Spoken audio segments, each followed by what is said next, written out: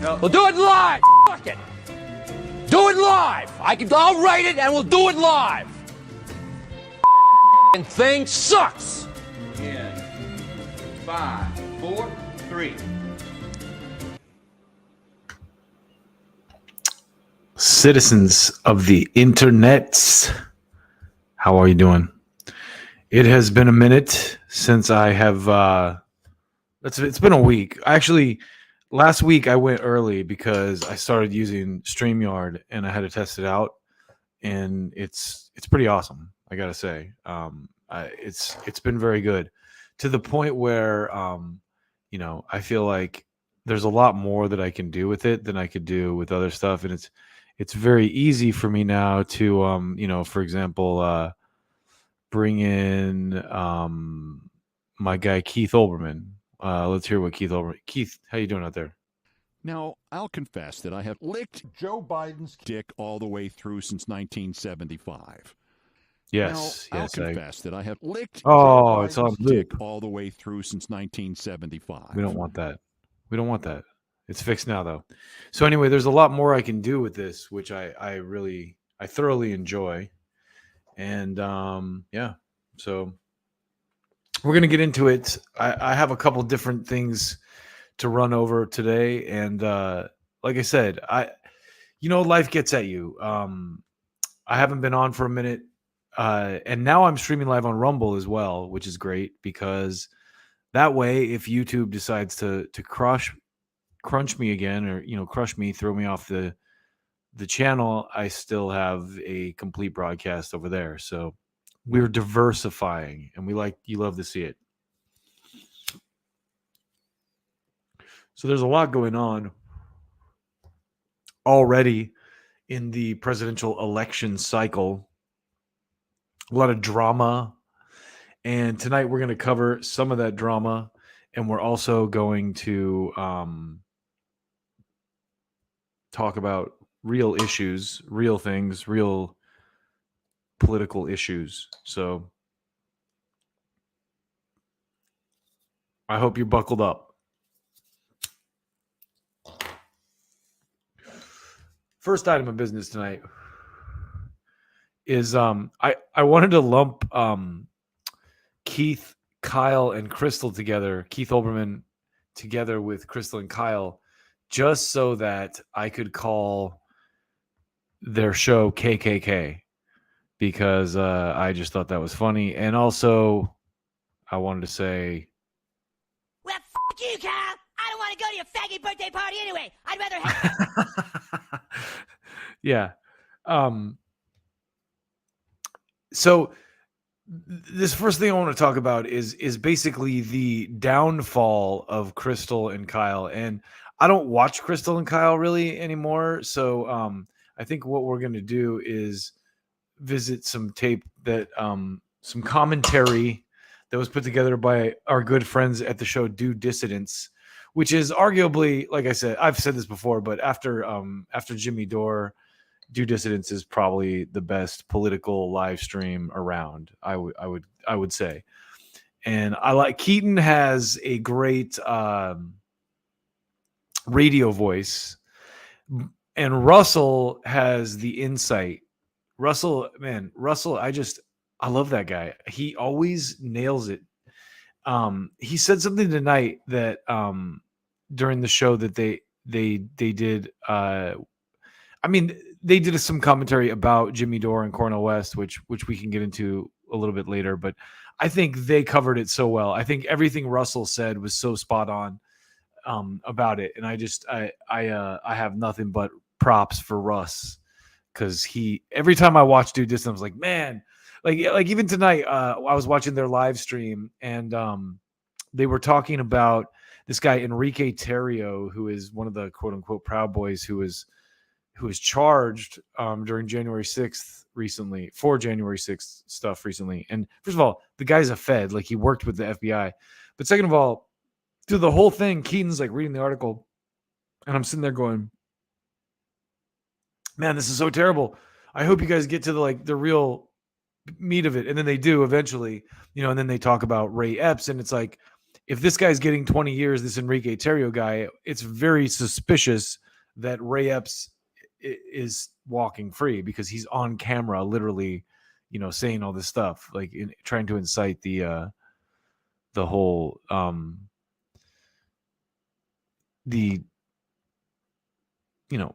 he's basically leading people into the Capitol, and then he got a 60 minutes puff piece. And if you watch that, I challenge you to go on YouTube and watch that if you haven't seen it already, because it's on YouTube. It's amazing because the level of cognitive dissonance, and this is actually, I'm just going to kind of spoiler alert, tell you what Russ said that I think is so important and so key. He just said the level of cognitive dissonance it takes people to accept the prosecution of these January 6 people alongside of the protection and elevation of a guy like Ray Epps, who is visibly is wild. And it's just proof of how ridiculously propagandized. He doesn't use the propagandized term. He used marketing too. But I think it was Nick Cruz from RBN who says it all the time. I'm always retweeting him. The United States is the most propagandized country in the world. And he's right. We've been, to put it in the politically correct light, marketed to relentlessly. So let's watch this.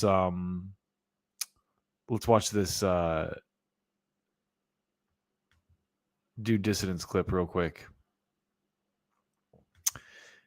And talk about it for a minute.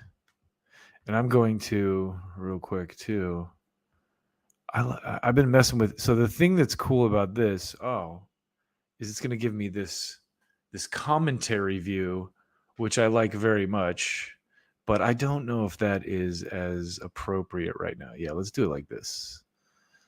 Let's see. Do we do it like this or like? No, we don't want it like that. We want it like that. Yeah, we'll do it like this. All right. Forgive me. Gave this big speech in New Hampshire with this direct critique of the corporate wing of the Democratic Party, but still you jump and endorse him while there's a competitive primary going on? Listen, I understand. I'm not a fool. The realities of No. You are a fool. You absolutely are a fool. You are a damn fool. There is. Okay, hold on. I think I need to go back a little bit. A sort of policy set that would benefit poor and working class people. sports is not living up to defeat Donald Trump. I think it's at 14. It helps to defeat Donald Trump. Here we go. It makes Bernie look reasonable in his stance because what she would rather him do. Okay, so to set this up a little bit better, Krystal Ball here is criticizing Bernie Sanders for endorsing Joe Biden, but she's also saying the same thing Bernie Sanders is saying, so to speak. But let's just watch. Keaton and Russell is so unbelievably idiotic that she actually makes Bernie look at least logical according to where he's coming from. So let's take a look. On his orientation towards the Democratic primary. And there's another section of this where he gets asked specifically about the Democratic primary. And he says, no, I think we need to unify behind Joe Biden because that will be what helps to defeat Donald Trump. Well, that's exactly the argument that was used against Bernie Sanders himself. Yes. Both in 2016 and again in 2020. Stop criticizing the Democrats. Stop criticizing the Democratic establishment. Stop running all together because you're sowing dissent and your, attempts at democracy here are really undermining our attempt to defeat Donald Trump. Okay, so I just want to pause there for a second because basically that argument is all the Democrats have. And I've said this before, but it's not going to work this time because we can objectively see what 4 years of Trump next to 4 years of Biden looked like now. And it's not scary. It's not scary anymore. I mean, you're always going to get the only people you're going to get with that argument that, oh, no, we need to unite behind Biden so we don't get Trump again. The only people that's going to work on are the people that would vote for Joe Biden anyway. So it makes no sense to use that argument. But let's go back. Let's go back again. Let's go back to the well on this. Yeah, let's I like this version better. I want you to see the clip. It was bullshit then, and it's bullshit now. Yep. And the fact that he jumped in to endorse Joe Biden, a man that he knows is not living up to the, social democratic ideals that Bernie Sanders supports, is not living up to the bare minimum of really helping the working class or even meeting the promises that he himself made on. I just said 2 minutes ago that it's important that Biden defeat Trump. And now I'm saying he hasn't done the bare minimum living up to his promises to support a sort of policy set that would benefit poor and working class people. She goes on. The campaign trail, something that I know that Bernie Sanders is aware of because he just gave this big speech in New Hampshire with this direct critique of the corporate wing of the Democratic Party. But still, you jump and endorse him while there's a competitive primary going on. Listen, I understand. I'm not a fool. The realities of No. You are a fool. You absolutely are a fool. You are a damn fool. There is no competitive primary going on. There is no competitive primary going on. There is no universe in which Being an NFL fan. In which being an NFL fan. So the reason I wanted to show that clip specifically, and it cut off right where I wanted to cut off, is what Krystal and Kyle are kind of doing is pushing what I call the decoy primary. The decoy primary. Did I say decoy primary? It might be because my princess cup.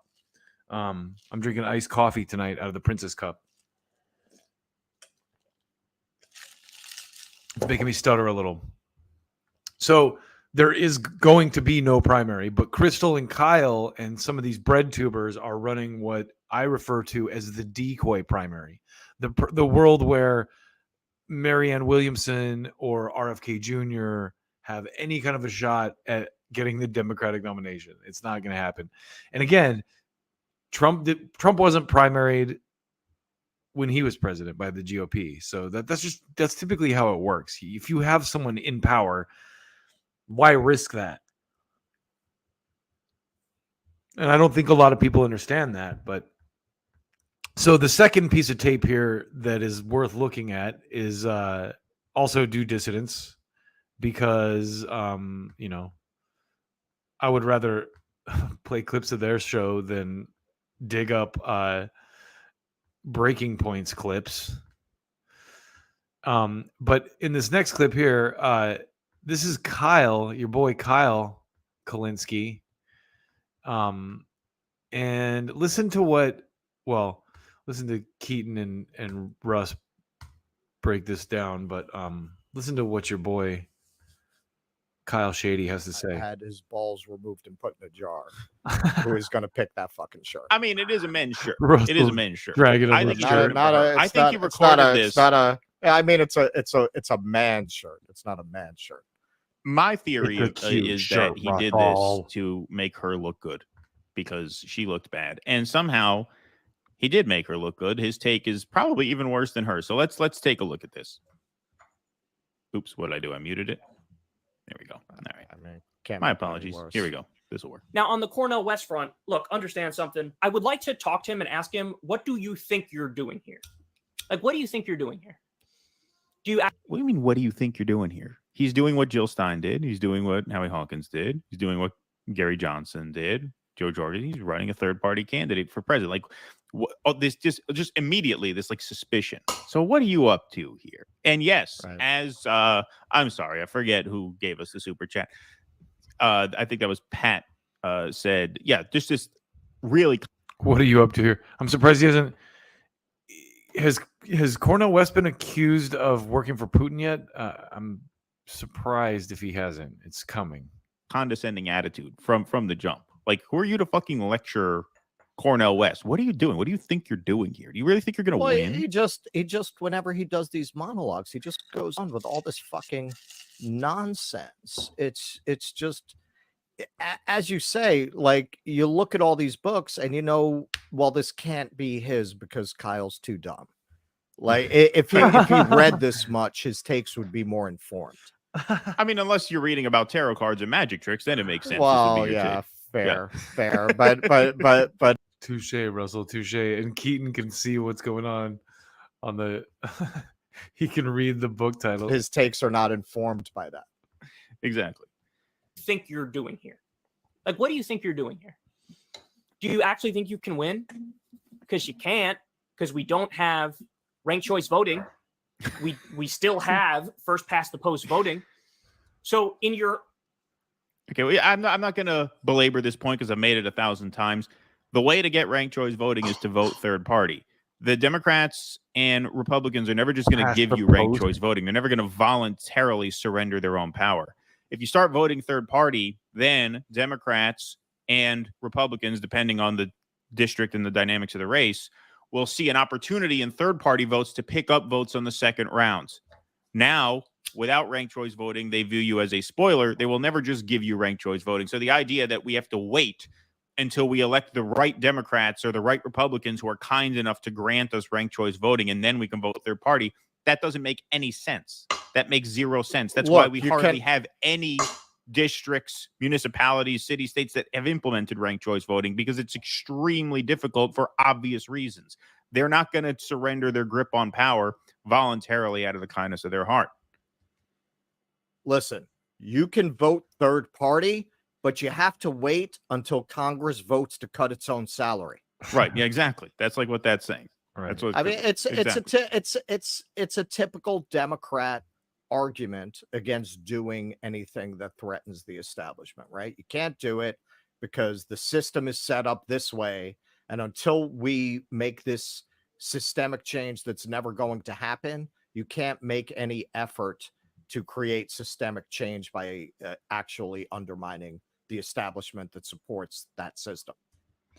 And so the reason I wanted to highlight this stuff is because this is kind of my breakdown of the Bernie Cornel West drama that all the left shows covered the past week or so. I'm late as usual, but I think, I can kind of look back on it and reconstruct some of this stuff as, in my own way. So I think watching all of this go down, right? And you saw what happened. Here's basically what happened in case you missed it, or just a recap for the sake of context, right? So Bernie Sanders came out on TV and he was asked about Cornel West, and he basically said in so many words that Cornel West needs to calm down because it would be an absolute disaster if he helps get Trump elected, which is the argument that gets made every time against anyone challenging the status quo. So the reason I'm showing you these clips is to point out that Krystal and Kyle are disingenuous, okay? And I think you probably know that by now, but I'm just like weaving threading the needle here, because first of all, they're both vehemently against Cornel West now posing a third party challenge and trying to create a movement or a platform for things that they supposedly want, like public health care and stuff, basically left-leaning issues that they supposedly support. But they're going to sit here and argue as to why Cornel West needs to get out of the race because he's a threat against Joe Biden, getting beaten by Trump. Whereas what has Joe Biden done to give them any of the things that they want? Absolutely nothing. So you have to ask yourself, why are they already in the tank for Biden? Why are they already advocating? They're already advocating that you vote for Biden. I mean, they're not saying, hey, you got to vote for Biden yet. But what they're doing is going like, well, you can't vote for Cornel West. And, if you vote for Cornel West, you're going to get Trump elected. And that would be the absolute worst thing that could ever happen. But it's not. And so it's kind of like, more than anything, this is just showing, again, the complete and total weakness of the Democratic Party. And then the last reason that that this is a complete farce, and that the Krystal and Kyle are disingenuous, is because of this. Because this is a picture from their wedding with all of the, left, quote unquote, left YouTube crowd in it, including the Vanguard boys and Shoe on Head, and even Katie Halper. And I love Katie Halper, and Bree too. A lot of these people, I'm not indicting the credibility of Katie or Bree. I mean, the Vanguard boys indict their own credibility. And I actually like Shoe on Head a lot. I think she posts a lot of really intelligent stuff, and she's kind of on top of it. The other people in the picture, I don't know who they are, so they don't matter. But the point here is, this is Marianne Williamson specifically at Krystal and Kyle's birthday. Krystal and Kyle's, it has cake. It's a celebration. Come on, Krystal and Kyle's wedding. And how can you?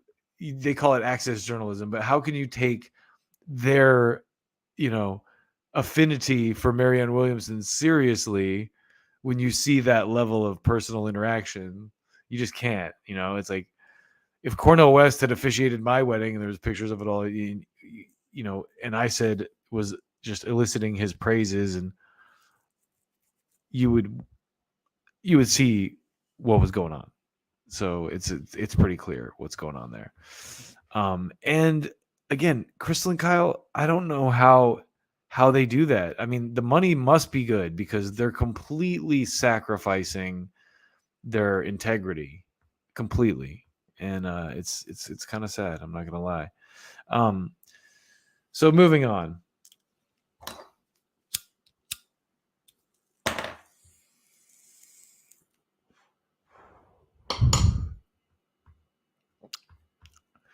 I have been doing some work in the city lately. So I've been out, I live out on the outskirts of town. I have I lead a very charmed life. I'm not going to lie. I'm not acting like I'm in the hood. I'm not acting like I'm, hurting.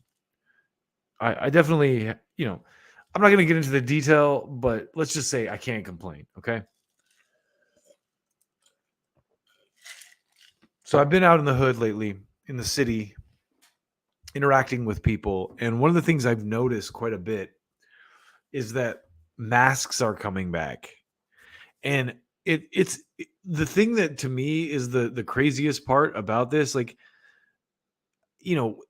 I'll give you a pass if you're neurotic and you're wearing a mask inside a building, but people that are wearing them outside in broad daylight, it's odd to me. It's just odd. It's almost like a signal more than it is anything else. Like, hey, I'm complying. I'm compliant. Look at me. I'm complying. I don't know if we've shown this story on the air before when I've been on live stream, but this is a story I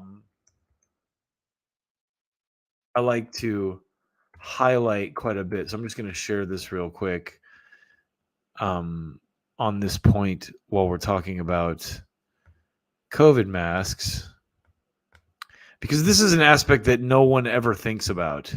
Okay.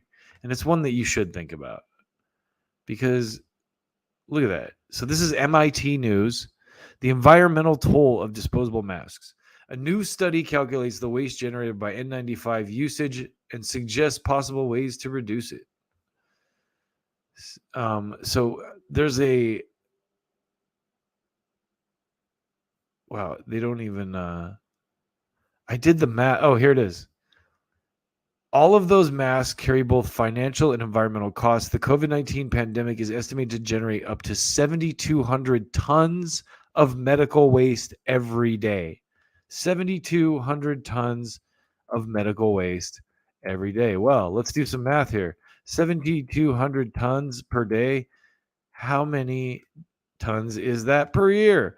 Well, guys, that is 2,628,000 tons of COVID mask waste per year. 2,628,000 tons of COVID mask Are you happy? Waste. Are you happy about that? I'm not. I think that's ridiculous. Wear a fucking handkerchief around your face. And then there's studies out now that show it really does nothing except maybe give you ringworm. So anyway, it's a sad state of affairs. And the reason that I bring this up is because COVID is back, baby. No, because actually Max Blumenthal had this guy on the Grayzone, and this is one of those stories that kind of slipped through the cracks a little bit in leftist circles, so I'm happy to highlight it. But this guy is a German author who wrote a book about COVID. It's kind of a satirical cover, calling the masks a kind of like a fascist thing, and talking about the compliance. It's basically a signal for compliance, right? So let's listen to this guy. I don't want to listen to the whole thing, but I definitely want to play a good portion of this. Telling me it could end up in the constitutional court, which is basically disseminating propaganda. Okay, so let's see. In Germany on Twitter. Let me just try to Here we go. Be clear about it a little bit. You described it pretty well. What happened is in June, I got a letter from the Berlin state prosecutor notifying me that I was under criminal investigation for 2 tweets. Those are the actual charges. Is 2 tweets. And so I got a German lawyer. I love Max's little lower third there. Did you see that? It says, hold on. Oh, I went too far. It says author and thought criminal. It has the guy's name. And then it says author and thought criminal. I went past it. Actually, let's go back. So I'll let Max introduce it. The German version of Anthony Fauci, Karl Lauterbach. And we're going and CJ has essentially been actually been found guilty. I'm real sorry here. I'm gonna start this all the way over.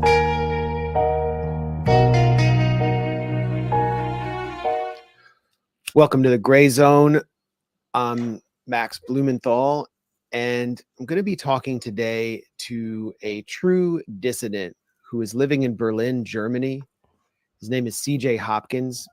He is the author of a book that is effectively banned in Germany, and he's now being prosecuted for the cover of that book. He's also being prosecuted for a tweet where he is accused of insulting the German version of Anthony Fauci, Karl Lauterbach. And we're going and CJ has essentially been actually been found guilty by a German court of thought crimes and faces 60 days in prison or a 3,600 euro fine. This is the cover of CJ Hopkins' book, The Rise of the New Normal Reich. And I was proud to blurb this book. Now, here's the part in question. You can barely see this, but it's a swastika inside a mask, which he has portrayed as a symbol of mass compliance. And he has been found guilty for the cover of that book, and that book is effectively banned in Germany. So to discuss this situation and the broader political environment in post-COVID, current proxy war Germany, we're joined by CJ Hopkins now. CJ, great to see you. Welcome back. Thanks for having me back, Max. I appreciate it. Well, I'm sorry it's under such repressive circumstances. So he has I guess this after the first time I talked. It's the cover art of my book that I used in 2 tweets. In the first tweet, there was a campaign in Germany on Twitter going around at the time. It was when they were considering ending the mask mandates, and there was a fanatical campaign going on in English. Is basically people saying the masks stay on, and they were trying to whip up support to continue the mandates. And so I tweeted the cover art of the book, and I wrote in German, but in English it was basically I said, yeah, the masks are ideological conformity symbols, and that's all they are. That's all they've ever been. Stop pretending that they're anything else, or get used to wearing them.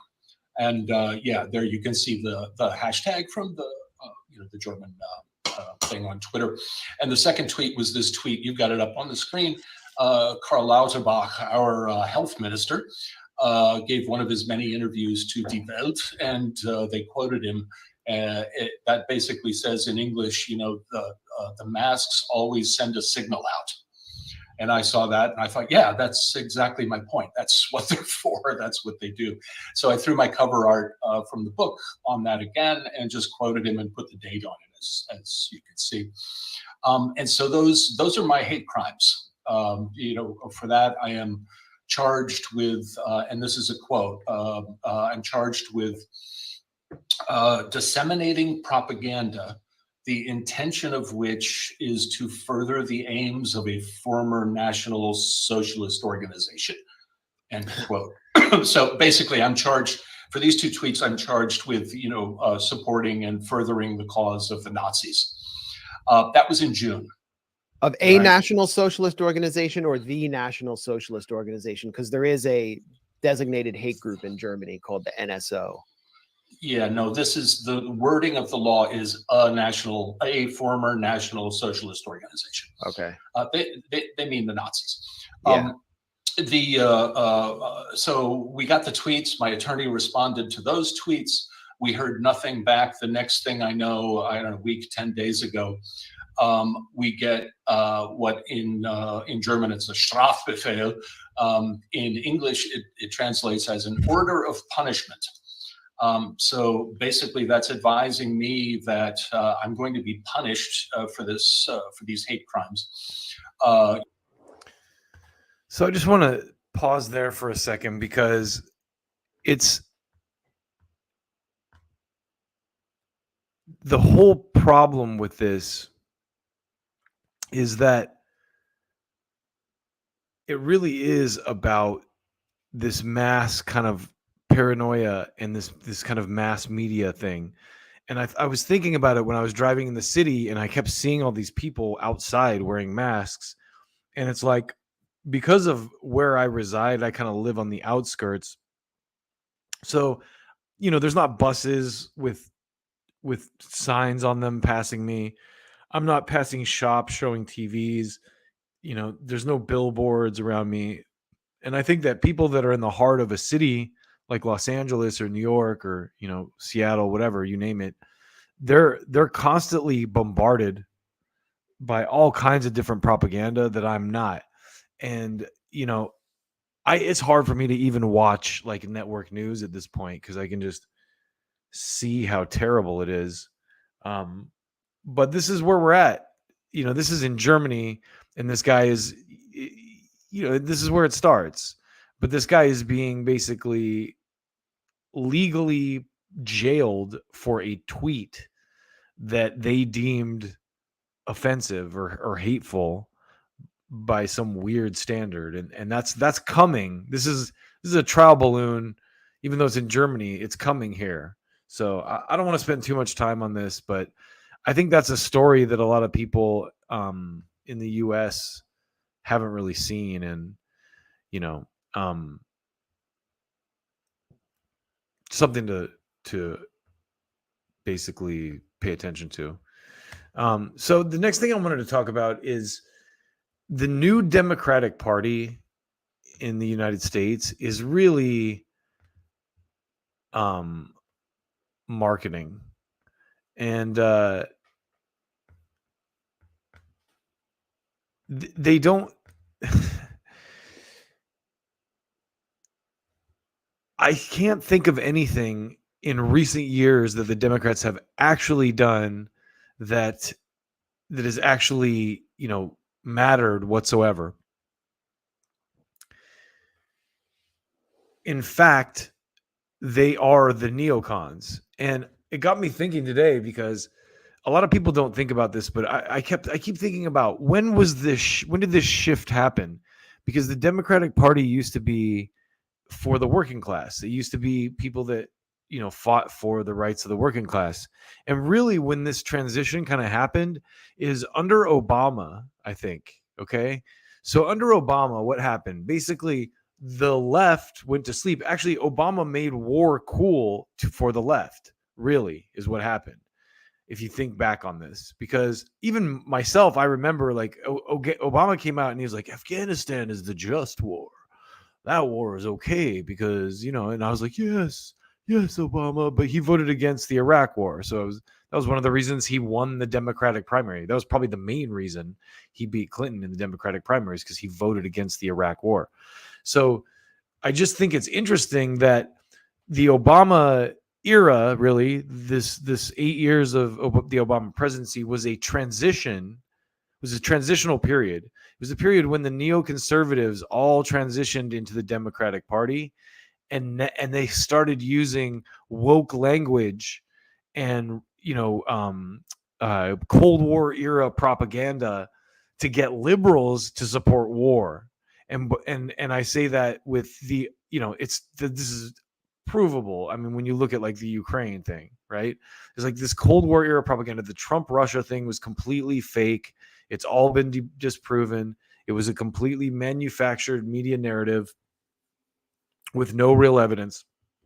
And here we are now. We've provoked a war in the Ukraine through our actions with NATO and through arming these people. And all of this stuff was out there before 2022.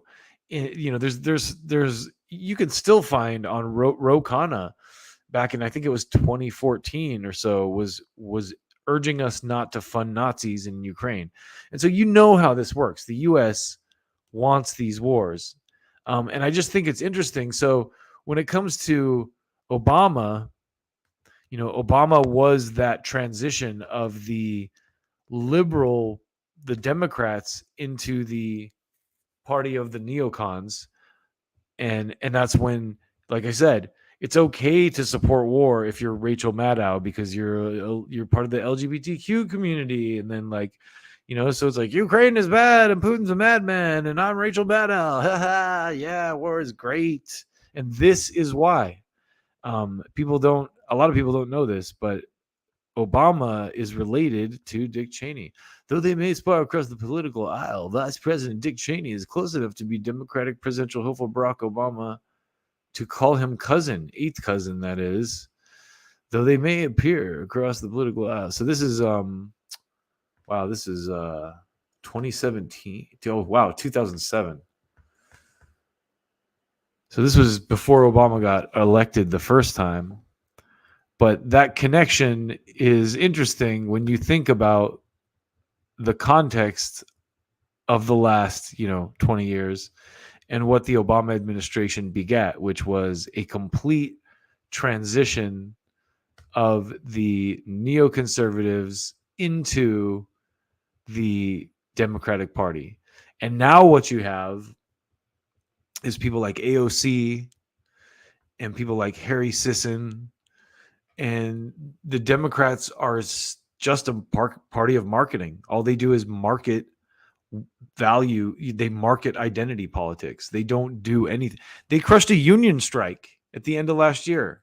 They crushed that not a union strike. They crushed a rail strike, a rail worker strike. The Democratic Party joined hands with the Republicans. AOC, the squad, they all got together and supported this. They shut down a rail worker strike. They have done absolutely nothing that they were sent to Congress to do. And again, all they do is market to you. I just saw Jimmy Dore playing a video of this guy, Jamal Bowman, yelling at Vivek Ramaswamy to respect Black people because he had said that what was it? Ayanna Pressley said something about basically a race-based arguments, and Ramaswamy compared her to the KKK, which was a little bit of a stretch, I think. But I'm sure it plays really well with the people he's trying to appeal to voters he's trying to appeal to, because they're Republican right wingers. They're like, oh, he just accused that black lady of being close to the KKK. Well, that totally makes sense to me. I mean, it's a bit of a stretch, but the point he was making was a good one at the end of the day, even though he kind of, went a little too far with that reference. He was basically making the point that why does everything have to be a race-based argument? And because what she was saying is that if you're like a black person and you're not arguing in a certain way, or if you're not part of a certain team, that you're not really legitimately, a black person. And so Ramaswamy was making fun of that, and then Jamal Bowman came out with the absolutely dumbest take out of the whole thing. And this is just to circle back and tell you that the squad are full of shit. They're all garbage, and they do nothing. They could really wield power. They could shut things down. They could have challenged Speaker Pelosi's vote. They could have, and which is that kind of a threat will bring out the teeth, will get the establishment to bare their teeth and claws. And that's why Trump is under the gun right now, because he is over the target. And same thing. And that's the thing with Cornel West. Again, he's a threat to the Democrats because he can easily siphon off votes that might have gone to the Democrats, but I really don't think so. I really think most Democrats at this point that would vote for Cornel West over Biden aren't really Democrats. I think if you're a Democrat, you're part of that groupthink. You're part of that Walking Dead that's like, yes, Biden, we must re-elect Biden. He's given us so many great things. Yes, Biden is the greatest. We must re-elect Biden. So speaking of ridiculously gross things that Biden has done, this is another story from the Grayzone that I think that went largely unnoticed by a lot of people on the left recently, in regards to the Ukraine war. And so I want to share it here with y'all, and we can talk about it a little bit. I'm sure my stream wasn't the most exciting thing tonight, but I've been a little rusty. I got to admit, I've been out of it. So yeah, I just want to say that I've not yet begun to defile myself. And also, Don't tase me, bro! Don't tase me! I didn't do anything! Ow! Ow! Ow! Ow! Ow! okay, so anyway, let's listen to Max and Wyatt here. Just to set this up, there is a low-key proposal going through Congress that will make the Ukraine war basically endless. And just watch. Let me turn the sound on. Support for the Ukraine war, right? So our sort of Democratic leaders are now going to pursue this 10-year memorandum of understanding. I don't know if you want to break down this story for us. Yes. Sorry, go ahead then. Well, yeah. I mean, speaking of anti-democratic measures related to Ukraine, this is antiwar.com summarizing a Wall Street Journal article. You can feel free to jump in, but basically the Biden administration wants to ram through a memorandum of understanding with Ukraine to prevent the U.S. public from being able to voice its opposition to Ukraine aid. And CNN has reported in July that a majority of Americans for the first time oppose military aid to Ukraine. So here comes the desperate move that actually was planned for a while. Well, yeah, this summary on antiwar.com, great site. Dave DeCamp, excellent journalist. It's worth reading the original Wall Street Journal article that's cited in here, because it's just so kind of dystopian, like just the way that it's written. It sounds like a a children's story. It sounds like it's written, you know, in the way that the cartoons from the 1950s about Cold War, about ducking and cover. It's the same kind of tone of voice that's extremely patronizing and condescending, but really ultimately just about it's very clearly about just manufacturing consent, in a way that very few articles are really just this blatant about it. So I'll just read some sections from it. It says the Biden administration and its European allies are laying plans for long-term military assistance to Ukraine to ensure Russia won't be able to win on the battlefield and persuade the Kremlin that Western support for Kyiv won't waver. Right? This is apparently a agreement that was reached at a G7 meeting. I love how they always frame it like the Kremlin, persuade the Kremlin. It just sounds like an evil, like gremlins. Oh, the gremlins are gonna get ya. The Kremlins are gonna get ya. Or a meeting of G7 leaders at the NATO summit in July in Lithuania. And they say about 18 non-G7 countries as well have signed up to the group's pledge to provide long-term assistance to Kyiv, including the Netherlands, Sweden, and other European countries. And what they're really talking about is they're projecting a popular move away from the parties that are currently in power, because they see the writing on the wall. They realize that these sanctions that they tried to impose on Russia have boomeranged and have destroyed European economies, and they know there's going to be a reckoning in the next electoral cycle. And what they're trying to do is circumvent that, cut that off at the pass, and prevent the democratic will from being enacted in these countries when such a time comes. So they're going to basically just legally mandate that these governments continue sending money even after the elected governments making that promise are out of power. So it's kind of a way of ensuring sort of like their deep states can continue pumping money into Ukraine, into BlackRock, into the most corrupt country in Europe. Yay, democracy! Woo! Hooray for democracy. And I mean, when you listen to them break that down right there, that's why they don't want, that's another reason they don't want Trump anywhere near the White House, because you heard what he said in the debate the town hall he did with CNN when she asked him about Ukraine. He said, I want people to stop dying. He arguably had the best take of anyone I've heard talk about it so far in the presidential race. And it's weird that we're already having a presidential race right now, because it just speaks to how everything in America gets monetized and becomes like a churn for dollars. You know, the political campaign is another good example of that. But that story is another one that, you know, I don't even really know what else to say about it that those guys didn't say. It's like it's such an obvious scam at this point, the whole thing, that they're going to like try to legislate that it never ends, even if someone like Trump gets elected and wants to end it.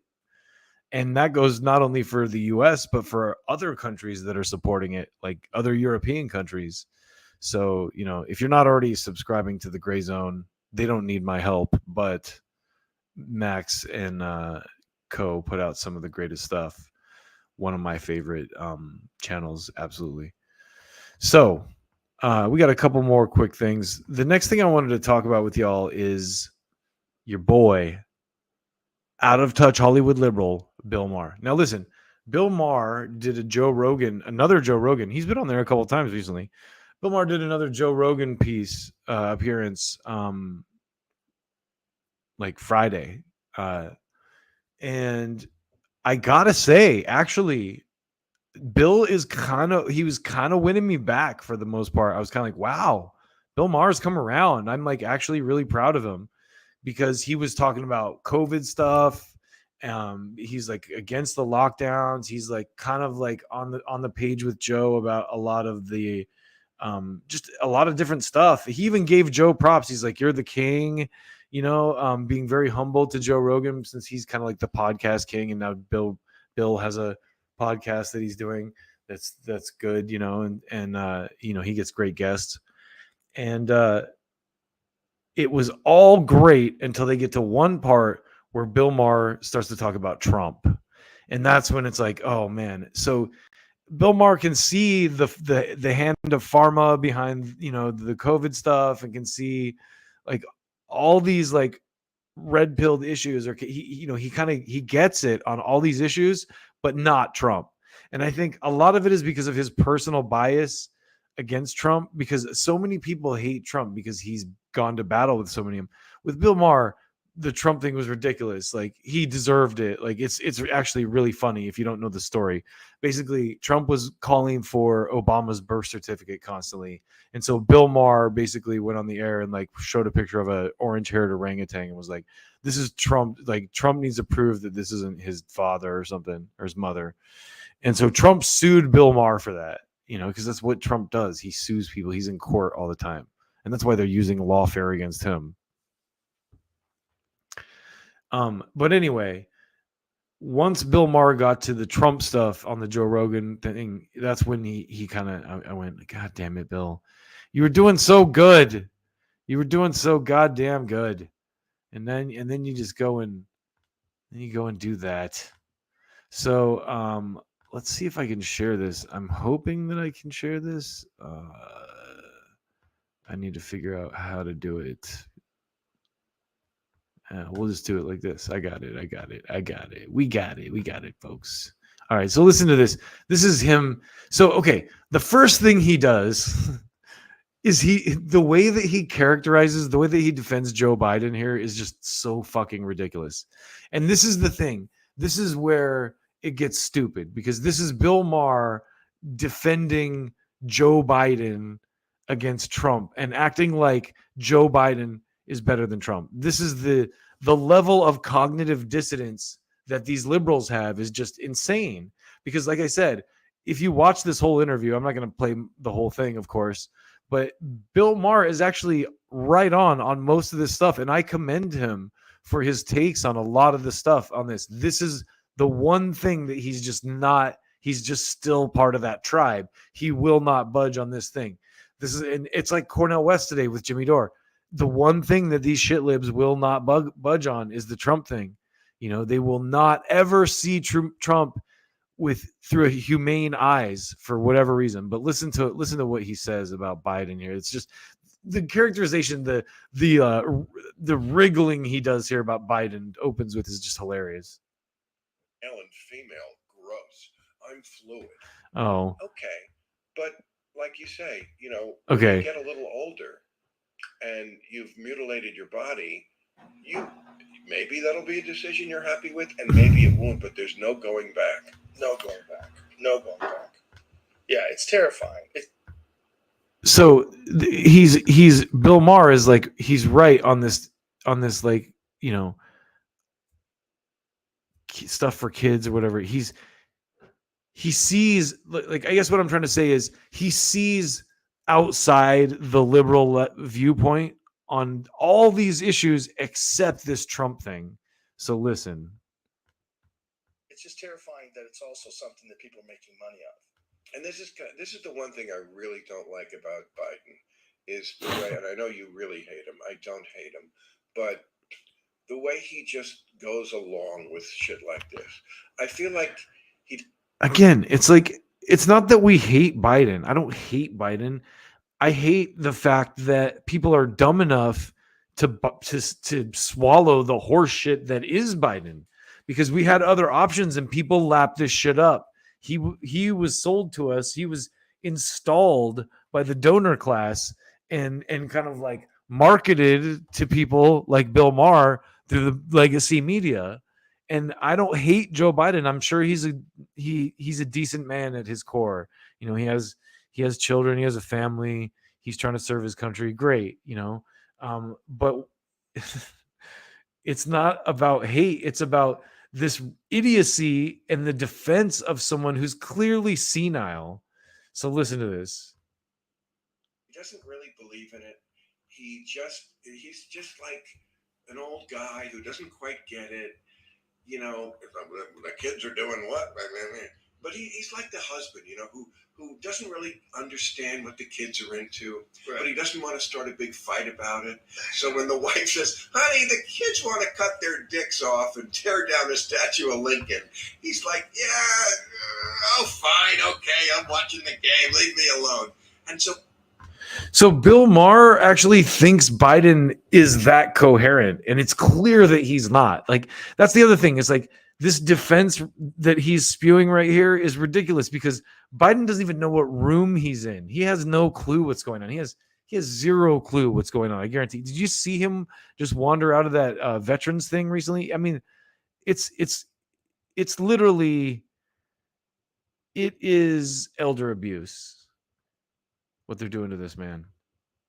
so he just goes along with all the woke nonsense because he doesn't want to fight that wing of his party. He can't afford to have a battle on the left. Yeah. So Are you fucking kidding me? Are you fucking kidding me? He can't afford to have a battle on the left. When has he ever done anything for the left? The left fucking needs to just fuck. Oh my God. with him, I know you have others. Well, my biggest issue is he lies a lot, and he's probably certainly not more than Trump. Oh, please, come on. Well, man. listen, I think they both lie. I mean, I don't like that more than this guy. Because I want to just, if you want to talk about Trump, we can talk about Trump. But if you just talk about Biden, I don't think comparing him to Trump does anybody any good. You just look at the recent situation. Because they're running against each other. Yeah, Okay. So it's kind of necessary. It could, if you want to talk about it in terms of an election, you talk about it in terms of the guy who's in the office right now. Like, why don't I like him? Well, one of the things that I don't like has nothing to do with any of his choices, is that he's mentally compromised. I think there's something wrong. And I think it's clear. As if the other guy isn't. Well, okay, he speaks much clearer. He might be crazy. He might be a sociopath. Is crazy. He's crazy and stupid. Say all those things, but it still doesn't take away from the fact that there's something wrong with Biden. Like, he makes up words, he stumbles through. I cannot believe that these shitlibs will defend. Like, this is how deep the Trump derangement syndrome goes, that they'll defend Joe Biden because Trump. Say whatever you want about Trump. He's crazy. He's this, he's that. I think Bill Maher, again, people like Bill Maher hate Trump so much because they are Trump. Bill Maher is Trump so much, just like Keith Olbermann. That Trump, he hates Trump because if you watch this whole interview, I was very impressed with Bill Maher. He's actually on point on pretty much everything except Biden and Trump. Things, it seems like he doesn't know where he is half the time. He's very, very old. That's my problem with him. Okay, well, that is totally valid. We're living in a world where perfect is not on the menu. These are the choices we're going to have. This is going to be who's running next time. You're going to have a doddering old man. Do you definitely think that Biden's going to make it to the 2024 elections? Because I'm not convinced. Well, who knows? Yeah, he might not, and some might not Trump. Right. That's true. Both of them could die at any minute now. Yeah, absolutely. When you're like 70, Trump could be thrown in jail. Years old. One is 77, one is 80. Yeah, that's the end of the line. Yeah. Yeah, I mean, you're on E. I mean, right? You might make it to town, but you might die on the side of the road. There's also blue zones where people live to 100. They don't look like those guys. They look better. Yeah, they're thin and active. And well, Biden's thin. No, he's not. He's thin, like skeletal thin. Yeah, like he's thin, like frail. Did you see him at the beach? Are you fucking kidding me? I'll give you this point. Oh my God. Trump looks a lot and sounds a lot more hearty. Okay. Robust. Yeah. And healthy. That's as far as Bill will go because of the lawsuit. Like I said, Trump is a shallow person, and I clearly remember when Bill Maher was making fun of him because Trump was trying to get Obama's birth certificate or whatever, and so Trump was like, "Oh, you're the child of an orangutan," and Trump sued him for that. That's how petty Trump is. And like I said, Bill Maher is every bit as petty, and that's why it's the Jungian thing, the shadow. Bill Maher is so triggered by Trump because he is Trump. That's true. He's a city roach. He eat the worst things he eats, the stronger he gets. You cannot. No, I He's agree. also the only guy that didn't noticeably age the moment he got into the No, White House. we did. We aged when he was in office. He was fine. You're right. He didn't look like he aged. He always looks the same. But he's a criminal, and he's crazy, and he's stupid. And crazy and stupid are two different things. When you say crazy, what do you basically? Okay, let me give you an example. Stupid is like Frederick Douglass is alive, or the stealth bomber is literally invisible. Right. Or nobody knew healthcare was hard to solve. That's just stupid. He's very stupid. Crazy is like, it's important that the crowd at my inauguration was the biggest ever. And I'm going to make an issue of this for the first 2 weeks of my presidency, despite photographic evidence to the contrary. Or I'm going to steal these documents. So okay, so something like that. The crowd at the fucking inauguration thing, right?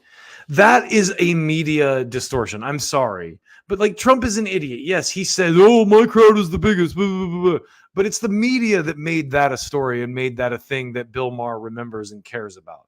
It wasn't really. Trump is a troll too. He used to say stupid shit to get the media worked up, lathered up into a frenzy, and it worked very well. It got him all the free media he needed to get elected.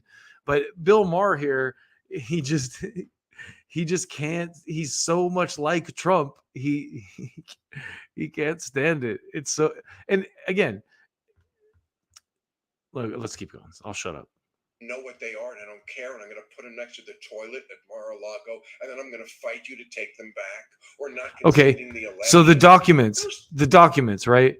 Biden had the same thing. You could literally do that to any president, and then not conceding the election. Eventually, he conceded the election. Look, you could argue that what he did with the election was not typical, but he didn't do like he went to lawyers and tried to find ways around the laws in certain states, legal ways. And this is the kind of thing that they all do. I mean, that's how George Bush won, and no one's trying to put him in jail. So, I'm not saying what Trump did was legal, but I'm also saying that it's interesting that he's the only one who's really going to be indicted and tried for these kind of crimes, because they all do these crimes. Like, I'll give you a good example, right? Stacey Abrams in Georgia. She went to, I remember this so well, because what happened with Stacey Abrams in Georgia, here, hold on a second.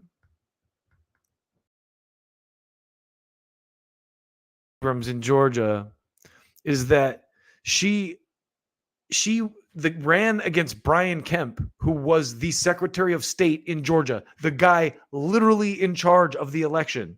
He totally skewed the election in his favor, and no one's making a big deal out of that. And then now he's the guy that is going after the Stop Cop City people out there too. And this guy's corrupt as fuck. So again, it's kind of like they all do this kind of stuff, and so it's pretty obvious that they're only going after Trump for it because he's a threat to the Ukraine war and all that kind of crap. So anyway, back to this Bill Maher thing. Let's watch a little bit more of it, because I think I don't like that look as much. Now let's try it. Let's try this look. Let's see. I'm experimenting with this shit here.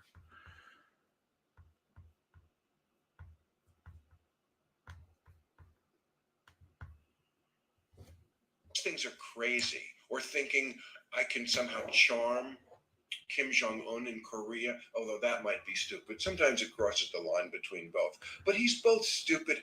Okay, and again, that's another media thing where it's like, wait a minute, thinking he can charm Kim Jong-un, he kind of did.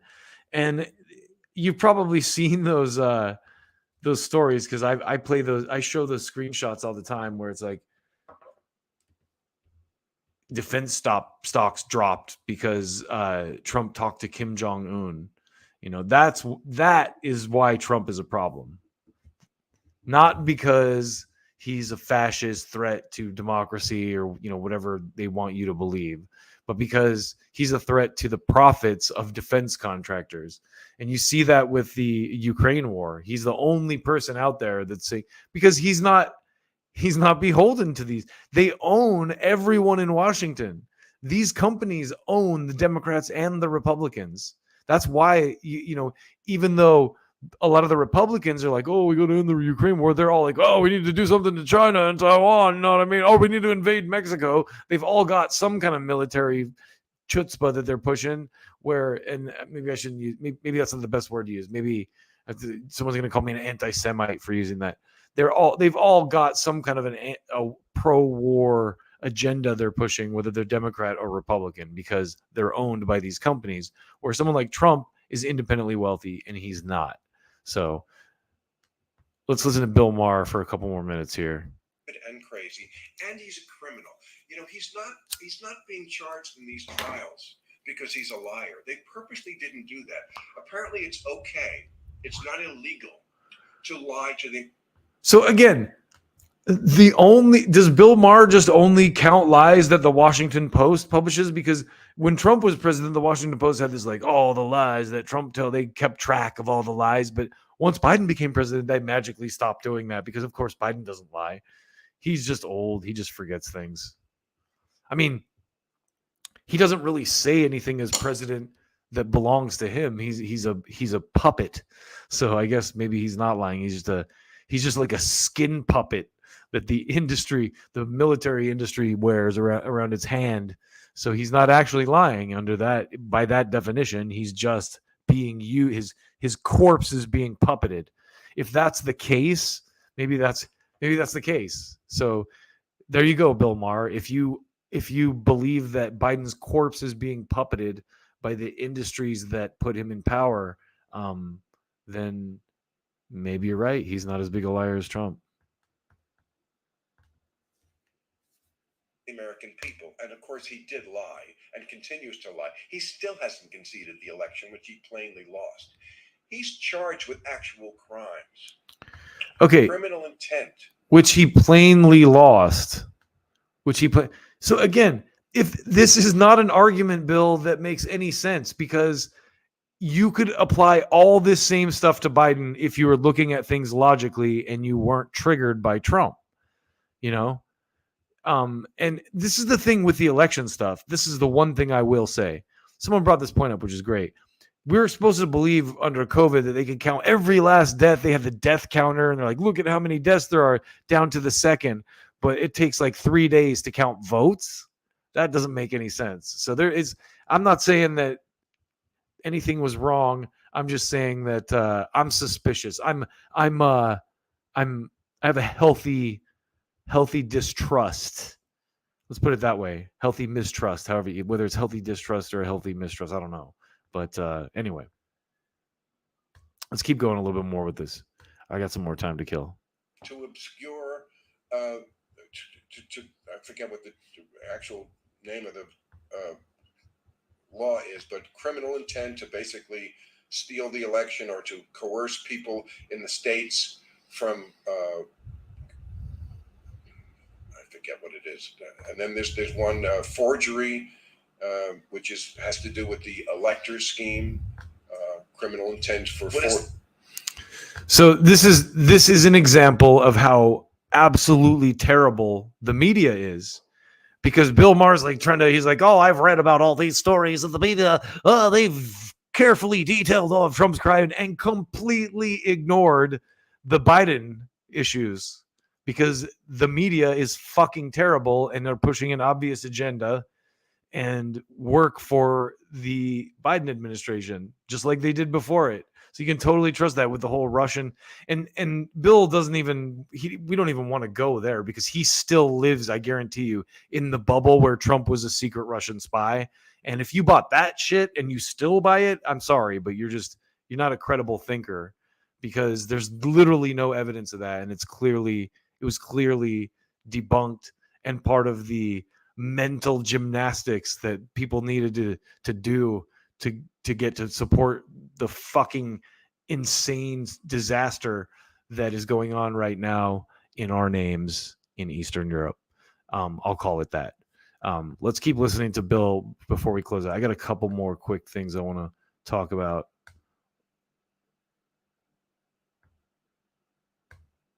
The forgery? That's the slate of electors he was putting forward, the fake slate of electors. And then there was the one of. Here it is. Let's read it. 3 counts of solicitation of violation of oath by a public officer. So he's trying to get someone to violate their oath. 2 counts of conspiracy to commit forgery in the first degree. 2 counts of conspiracy to commit false statements and writing. 2 counts of false statements and writings. Violation of a Georgia RICO Act. Conspiracy to commit impersonating a public officer. I wonder what that is. Conspiracy to commit filing false documents and filing false documents. And this is all based on the election results. Well, there's also felony solicitation of violation of oath. Felony solicitation of violation of oath by a public officer. That was when he was talking to Ratzenberg. So these are all indictments, and like I said, Bill Maher and the shitlib press, he's carefully researched all of it, and he knows all of the nuance of every charge that there is against Trump, but absolutely nothing about the Biden corruption scandal that's unfolding.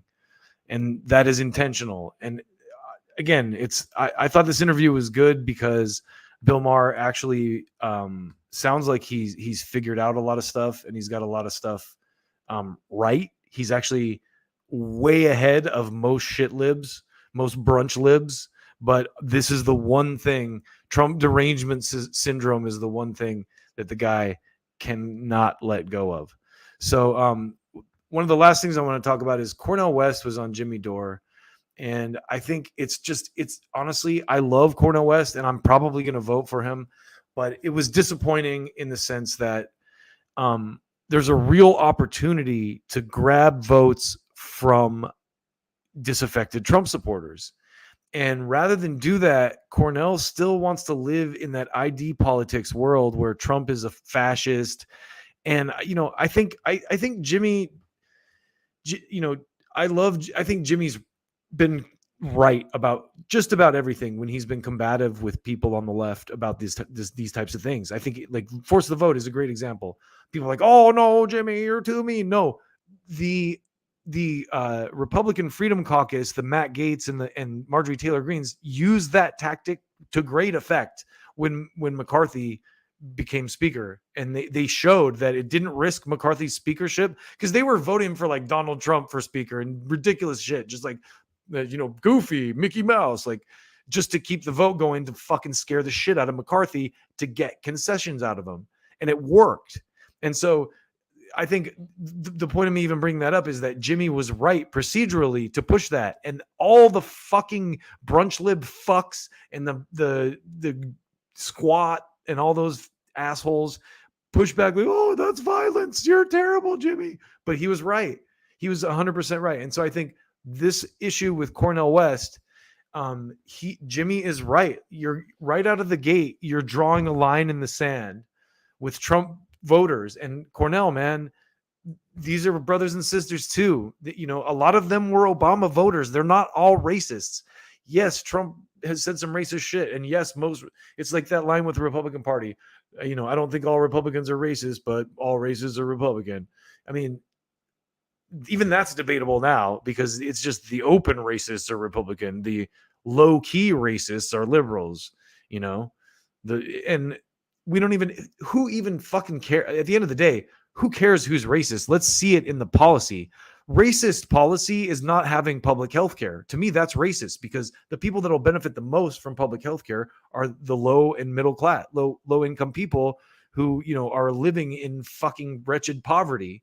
And so if you're against social policies that will help the lower class, you're a fucking racist by principle. So don't fucking get into this identity politics bullshit and lock yourself into that, Cornel. Like there's a whole world of people you can bring to the table. You could take votes away from Trump. You could take a lot of them. You could actually bring people out of the woodwork who have never voted before. But I think Jimmy's right to kind of go at Cornel for like, hey, man, like, what do you think about this? Like, why are you starting for bad people and we can't bring them to the table? And he makes a great point about Christian Smalls, the guy who organized the Amazon union in, I think it was Long Island. Christian Smalls did not go like, hey, if you're a Trump supporter, you can't be in my union, get out of here. No, he built a coalition of people on a basis of class. And that's what all Jimmy is. And, I think Jimmy sometimes, the problem with him is he gets overly emotional. His Irish anger kind of like out fucking weighs all the great points he's making. And just because of his combative presence, people are like, oh, yeah, people can't handle it. They buckle under it. But the reality is Jimmy is a person with, good intentions who I think has done more to bring people together by class than just about anyone, especially in the YouTube space, the indie media space in the last several years. Like Jimmy has been, I think you can see it in his audience, his audience is left people, but there's a lot of Trump supporters and people on the right that listen to Jimmy.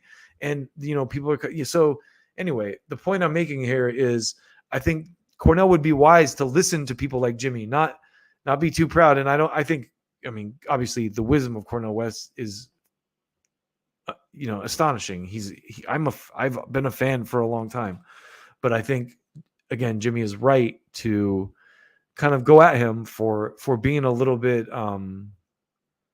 judgmental, I think, about people. And again, I know people of color who voted for Trump. I have one of my best friends is an Asian guy who's a longtime Republican. And then, just the reality that it's a class thing. I've had other people tell me that they voted for Trump because they didn't want another Bush or a Clinton. So it's not that these people are all racist. A lot of people that voted for Obama voted for Trump because they didn't know what else to do. And I think it's wrong of you to cut those people out of the equation, Cornel. And so I want to close this piece out by showing you this clip from Rising. And so this is a guy actually who Trump did a policy when he was president called the First Step Act. And it was Kim Kardashian. It was like kind of when Kim Kardashian was like trying to work with him, and she got this woman, Alice Johnson, freed. Honestly, I just want to take a minute and praise Kim Kardashian for that, because, when I look at people who are famous like her, like Paris Hilton, whatever, at least Kim used her fame for something positive. You got to give her props for that. She got Alice Johnson out of prison. And, this is a woman who got famous from a porn movie, just like Paris Hilton. She kind of broke into fame that way. And look at what she's doing. She's like parlayed that into something that actually like legitimately helped people. And I'm not kissing ass. I'm just saying you got to respect that. That's very cool of her to do that. So I wanted to show you this video real quick. And then I got the last piece I have is just an amazing little, I like to try to end with some comedy, and I think it's brilliant. But I want you to see this guy who this is a bit from Rising. And basically he says that the First Step Act that Trump passed got him out of jail. Hold on, that's not the one we want to share. We already talked about Bill Maher. Here we go.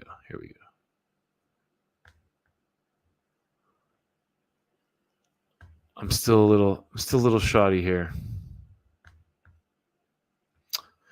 All right, so check this out.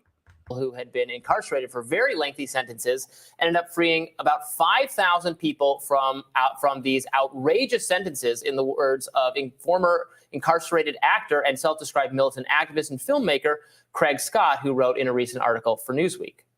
Scott makes the case that the same criminal justice system Trump radically reformed is being used to discredit him. None of U.S. formerly incarcerated persons freed under the First Step Act are blind to that irony. Trump's mugshot only increases his street cred. That's the argument. Craig Scott joins us now to share his story. Welcome, Craig. Thank you. Appreciate you having me here.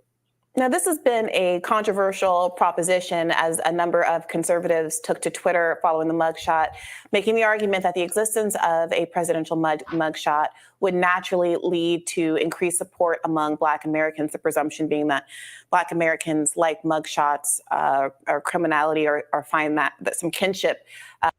So it's racist, of course, to say that. Of course, it's racist to say that. No, but I don't think it's. I think it's true to some extent. Black people understand what it's like to have the Justice Department and have law weaponized against you. In his being indicted for election fraud crimes. Give me the argument as you understand it. Well, I can understand that, from a cynical standpoint, but from a more, realistic standpoint, the mugshot represents an experience that a lot of disenfranchised Black and brown people here in America have experienced. And it's that common experience that makes Donald Trump relatable. It also focuses the fact that there's, for some reason, the powers that be are after this guy. So all of those things is what are represented in the fact that they've got this mugshot of a former president floating around in the news. Is it that And I think that pretty much sums it up. The powers that be are after this guy. That's. I said after the first couple indictments, I'm like, if they indict this guy one more time, I'm gonna have to vote for him. And at this point, I mean, what can you say? It's like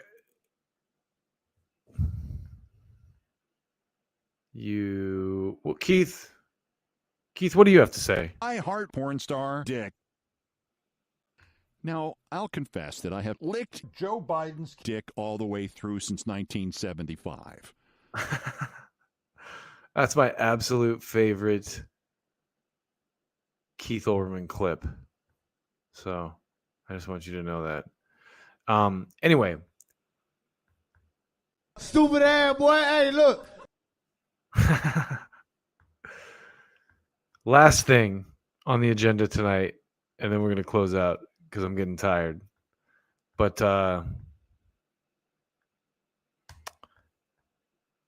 if you don't know who Tony Hinchcliffe is, first of all, you're missing out. But second of all, I'm going to share this, probably one of the safer jokes from, he has a special called Making Friends, and it's absolutely one of my favorite comedy specials that I've seen in recent days. And I love comedy because comedy really is punk rock right now. It's what's pushing the envelope. Please point me to some music that's politically edgy if you can. There's a band called Idols, a British band called Idols that I kind of like. They have some content I think that fits that bill, but there's where's the Rage Against the Machine of the 2020s? Where's that level of political, intelligent and well-written political thought? A lot of it's in hip hop, to be honest, but comedy as well. This is a fucking hilarious bit from Tony Hinchcliffe where he's talking about, well, you just have to listen to it. I'm not even gonna ruin it for you. Just listen to this. Midget! No, you cannot ride the ride. Okay, No, not that. you're not plowed. It's a hazard. Unacceptable behavior. Okay, so this is the joke. This is the. I started a little early. To an end. That's what's happened. You know this, right? I just saw a commercial yesterday for it was like Home Depot or something. I can't remember. They're like, now we have next day delivery or same day in store, that day pickup. Same day in store pickup. We've always had that. That's called shopping. But that's how stupid people around us are. Imagine how many idiots you know saw that commercial and they're like, oh, wow, same day in store pickup. Whoa, I don't even have to wait for the delivery. We're surrounded by idiots. And I just wanted to leave you with that thought because that is the reality. That's the world we live in. Anyway, thank you for checking it out tonight. If you did, I got mad love. And I have been, like I said, life has been keeping me busy. I have been less active on this channel than I would like to be, but thanks to the fine folks at StreamYard, I'm going to be much more active. And I think this software gives me the ability to work on the fly a lot more. And, you know, I think you'll see a lot more clips being posted sooner than later. Now that I'm kind of able to do this on a much easier basis. So I got my love for y'all. Peace out to the internet. And thank you again for paying attention if you're doing it. Peace, y'all.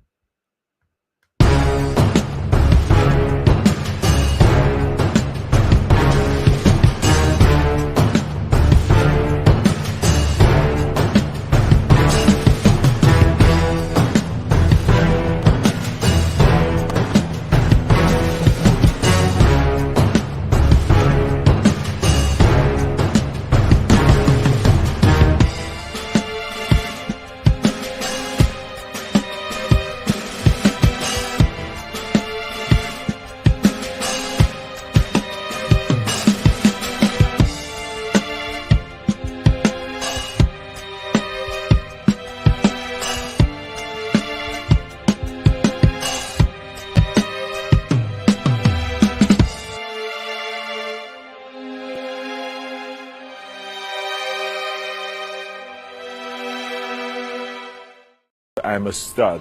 I'm ballsy. I don't take no shit from anyone. I smoke my stogie anywhere I want. I don't have to find a hideout place like you.